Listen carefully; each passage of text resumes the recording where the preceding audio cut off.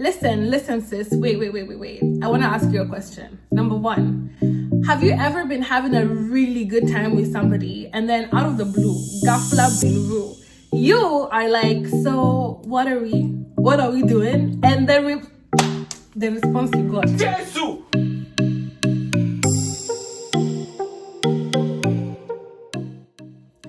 Have you ever been in either an ambiguous situationship or an unfulfilling relationship, like whatever label you may put on it, and you know you're getting the short end of the stick? You're not happy, you're not fulfilled, like it's just blah.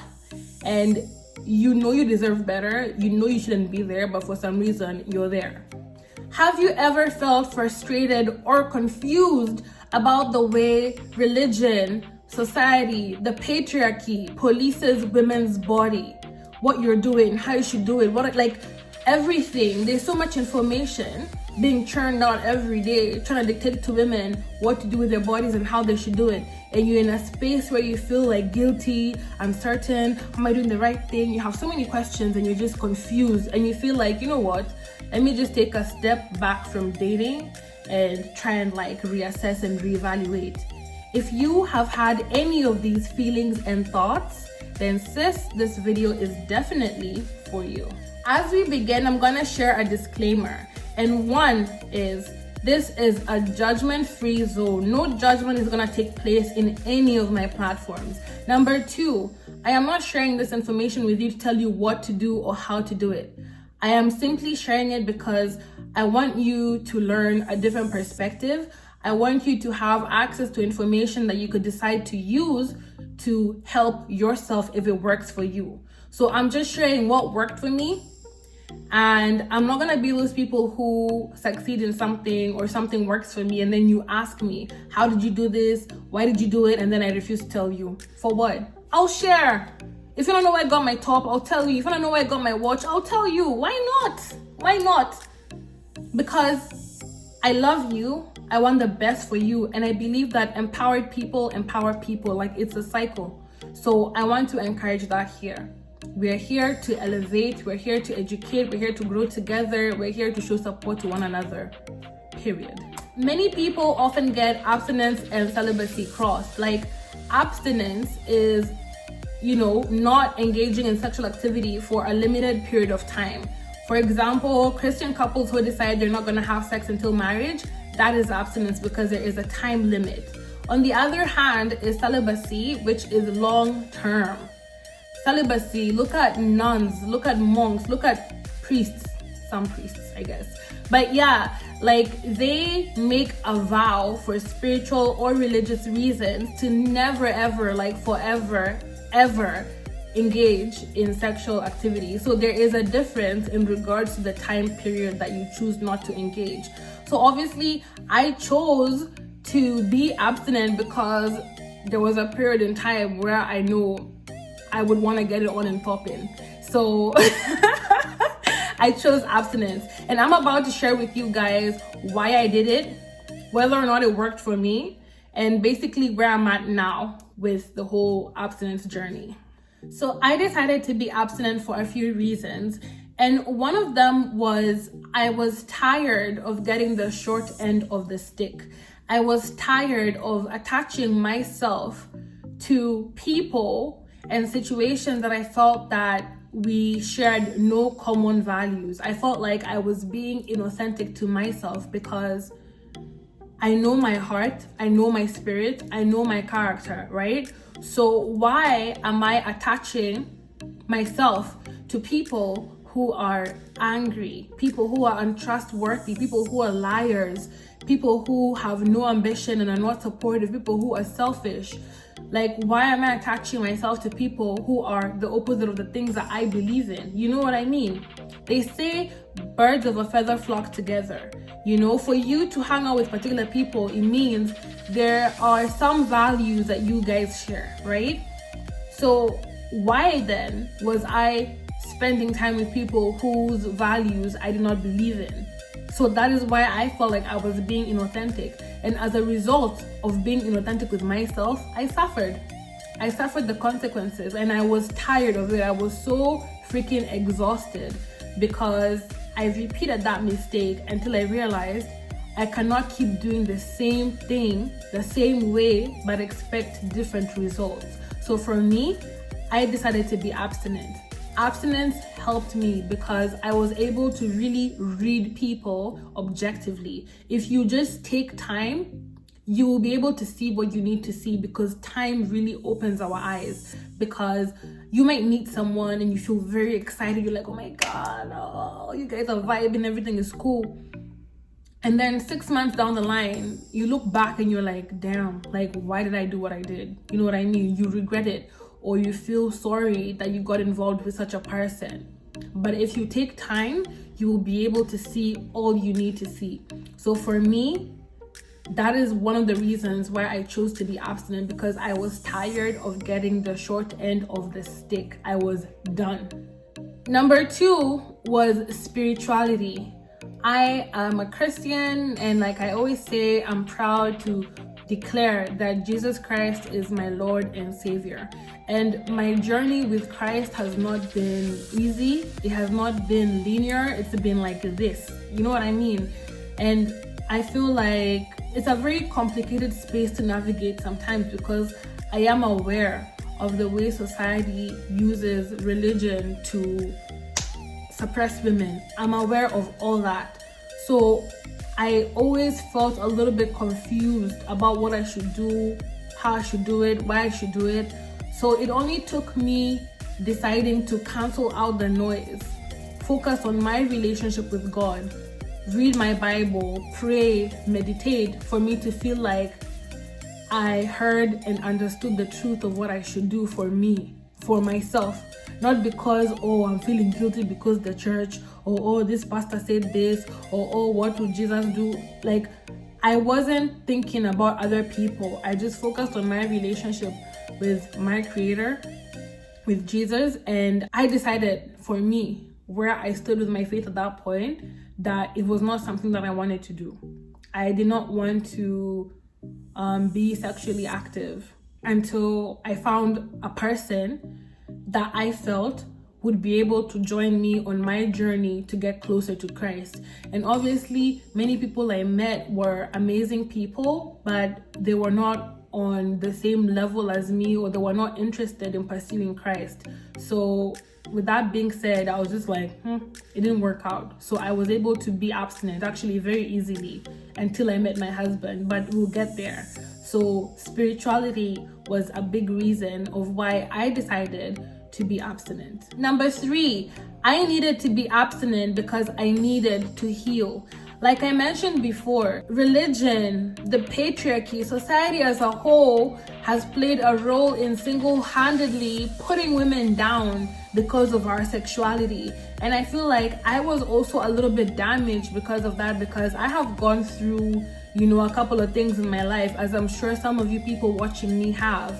You know your journey, you know what you've been through, and I empathize with you. And I also empathize with myself, because I knew that I went through many things that I didn't have to go through because I was a woman, and it affected me in very many ways. So I needed to heal. You know what I mean? I took a break, and during that time, I did a lot of self-work. I went for therapy. I'm a big advocate for therapy. I read books, I educated myself, and I got to a point where I was at peace with myself, and I had a better understanding of myself, my body, my needs, that I wouldn't have done if I didn't take time to step back and self-evaluate. So I needed to be abstinent to give myself that time and that space to heal. And number 4, it helped me to reclaim my power. Like I said before, I was able to heal. I was able to practice self-control. I was able to practice wisdom and discernment. Like I was a ninja. I was discerning AF. Like nobody could tell me nothing. No one still can, because I feel like I gained so many skills in that period of time that just helped to elevate and empower me as an individual. So I'm glad that I took that time. I felt so much better. I felt stronger. I felt clear-headed. And I'm not saying it's easy. For me, I'm a very rebellious person. So if you tell me I can't do something, even if I haven't been doing it, I will want to do it. Do you know what I mean? If you tell me you can never eat ribs again, And let's say the last time I ate ribs was in December, I would want to go and buy ribs immediately. So I feel like that was the same situation. I wasn't really like active, but when I said that, oh, now I will purposely and consciously be abstinent, that is when I wanted to get it on and popping. Like, I don't know what's wrong with me. I'm a very rebellious person, but I stayed the course. I reminded myself why I was doing it. It was for me, not for anybody else. By the way, those people who are saying, oh, you should be abstinent so you can find a husband, that is trash. That is BS. There's nothing like that. We are doing these things for us, not for men, really. Not for society, not for our parents. It's for you. This life is yours. You have your own personal journey. So if you're gonna be abstinent, do it for how it will benefit you, not other people. And there's nothing like wife material. Until, oh, you know, when you're abstinent, your wife. No, there's nothing like wife material. If I hear any of you saying wife material, by the way, never say that word again. So I feel like abstinence helped me. Like I said, I was tired of getting the short end of the stick. I needed to heal. It was in line with my faith and my spirituality, and it helped to empower me. It helped me to reclaim my power. And you know, best of all, like the bonus of this whole situation is me meeting my husband, because I met my husband on that journey. I wasn't checking for him like that because I wasn't even sure. Like we dated. Like I told you guys, I was dating many people at that time. Dating, again, like I always say, is getting to know people, having friends, not a relationship. So I was dating many people at that time, including my husband. But I didn't know whether or not he would be about that life, because many of the people that I dismissed were not cool with being abstinent. So I was okay with it. I was like, okay, they'll refuse. It's fine. Like, I'm used to it. I had no expectations of anybody. But I met my husband on this journey because, you know, we met, we had a very good time. And at some point I told him, like, I'm abstinent, you know, and I want to remain this way for as long as I can. Like, I'm not giving myself a time period, but obviously I was like, I'm going to have sex when I'm married. But like right now, I just don't want to have sex because I'm working on myself, I'm growing, I'm doing this. And what I said to him made sense. And he's like, you know what? Let's do it. Let's do it. Do it meaning abstinence, not the other thing. So we both decided to do it together. And it really worked out for us. Like, it was amazing. Let me tell you guys, it was amazing because we were able to focus on each other like this, be in sync, be on the same page. We made such a strong foundation because we spent so much time together, but it was not about the sex. You know, we were intimate in regards to me. I'm a very lovey-dovey, touchy person, and so is my husband. Like, we're holding hands, we were, you know, sharing kisses here and there, but like, it was from a very loving and caring perspective and not like a sexually driven perspective. You know what I mean? So we were really able to nurture a true friendship, you know, trust, care, and affection with each other. We were able to learn how to do healthy conflict resolution, because there are some people who fight and they sweep it under the rug and they go and have sex, and people's marriages are like that for years. Can you imagine? Sex is not a band-aid for problems. Having makeup sex is a very toxic concept. No. Resolve an issue fully first before you guys start looking at each other like meat. Okay? So we learned how to do healthy conflict resolution. We learned how to make the most of our time together without turning toward sex. We were able to heal together because we went for individual therapy as individuals, and we also went for couples therapy for such a long time, and it really helped us. It really helped us because, you know, all of us have been damaged by society in some way. There are very many people whose first experience with sex was abuse. You know what I mean? There are very many people who learn about sex through pornography, which is like the least intimate thing you could ever imagine. But they learned how to have sex through pornography, through social media. You see sijui which challenge or sijui silhouette challenge or people choking each other, then you think that is what sex is. Really? Like, it is so freaking, it's such a shame. It is such a shame what society has done to us. And the key is recognizing what society has done, what is not right, and unlearning that and relearning new healthy things. And that is what my husband and I did together. We had to shed everything, all the negative, toxic, abusive concepts that had been ingrained in our heads through the years, even before we met. We had to work hard to shed it, to forget, to forgive others, to forgive ourselves, and basically start afresh. So that after we got married, we would be starting afresh on a new slate. And it's basically been an adventure where he's not coming in with his mosquitoes from sijui where. I'm not coming in with my own perspectives from I don't know where. We are coming together as husband and wife with empty minds, and basically starting over afresh, learning, experiencing, adventures, new things together. Do you like that? Do you like this? No, this is good. And basically just figuring out what works for us, what we enjoy, what we like. And boy, let me tell you, it's like the best adventure ever. It was worth it. It was worth taking my 1 year, my 2 years off to build and heal myself to get where I'm at today. So that is my experience with abstinence. And I want to know from you guys, if you feel that you would try abstinence, let me know. Say yes. If you feel like you would never, ever try abstinence and you're not about that life, just say heck no. Additionally, I recently donated a few coins to my favorite local NGO in Kenya. And I put aside some money that I said I wanted to share with you. I also did a poll where I asked English.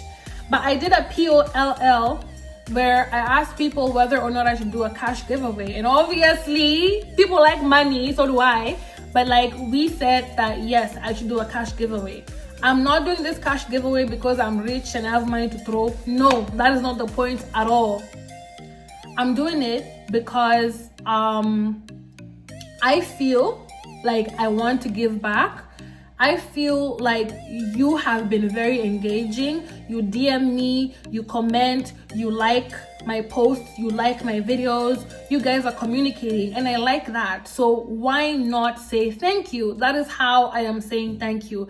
And I just want to let you know that I appreciate it. Now, I do not know who to choose to give this money to. So I'm gonna pick two people who I'm gonna give $20 each, Canadian dollars each. So for you to be eligible, you have to be following me on both Instagram and YouTube. You must have subscribed as well. Then you need to comment on this video and let me know whether or not you would be abstinent and why. So the money will be given to the 15th and the 25th commenter on this video. So if the comments only reach 10, what can I say? You didn't do it. But if the comments reach 17, I'll give to the 15th person. If the comments reach 28, I'll give it to the 15th and the 25th person. You understand? So as long as there are many comments on this video and I have people to choose from, I will give that money to both the 15th and the 25th commenter. And the deadline is the end of this month. Imwezi ikipita na mja comment imeisha hivyo, I'll use the money to buy myself tea. Okay? Thank you so much for joining me on this video. It's been amazing having you here, and I hope that you've had the chance to learn something or even just sip some tea and hear some gossip. Like, it's been lit and I enjoy having you guys here. So make sure that you subscribe to this channel so that as soon as I post my next video, you will be the first person to know that I have, okay? Aside from that, I will see you next time. Bye.